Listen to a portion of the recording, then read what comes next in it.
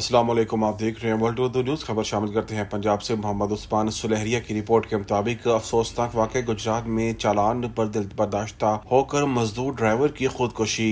Ehsan Rizvi traffic warden को रोजाना 15 चालान का टारगेट देना अवाम पर जुल्म है। मानों और नाकाबंदियों के खिलाफ अवाम को ज़हनी दबाव में मुब्तला किया जा रहा है। महंगाई, लोड शेडिंग और पेट्रोल की कीमतों पर जुर्मानों का बोझ नाकाबिले बर्दाश्त हो चुका है। मरियम नवाज का चालान आधा करने का ऐलान ताहाल अमली शक्ल इख्तियार न कर सका। अवाम को रिलीफ दिया जाए, सड़कों पर एहलकार नहीं बल्कि सहूलत नजर आनी चाहिए। एहसन रिजवी हुकूमत अवाम को रिलीफ दे, न कि मजीद माली बोझ डाले। एहसन रिजवी आप सुथरा पंजाब के नाम पे भी जो है वो पंजाब की आवाम से टैक्स वसूली कर रही हैं।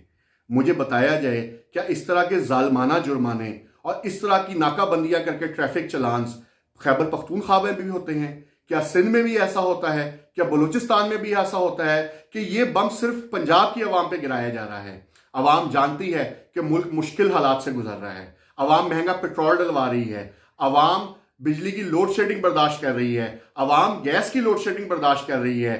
लेकिन मरियम साहिबा, खुदा का वास्ता है, कम से कम आपने खुद ऐलान किया था कि इस चलान को आधा कर दिया जाएगा, लेकिन उसका भी तरमीमी बिल आज तक पंजाब असेंबली से पास नहीं हो सका है।